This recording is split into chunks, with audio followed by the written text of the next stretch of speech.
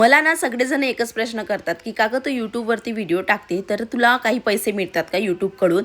आता बघा यूट्यूबचे काही नियम असतात ते सगळ्यांना फॉलो करावेच लागतात. त्यातली मी सुद्धा आहे आणि मला सुद्धा ते नियम फॉलो करणे सुद्धा खूप गरजेचं आहे.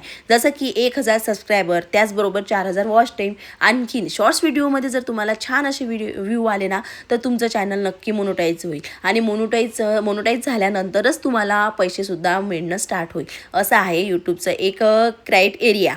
आता बघा मला यूट्यूब जर्नी स्टार्ट करणं खूप अवघड होतं. आता मला सुरुवातीला खूप कठीण गेलेलं होतं की कशाप्रकारे आपण यूट्यूब कशाप्रकारे स्टार्ट करायचं.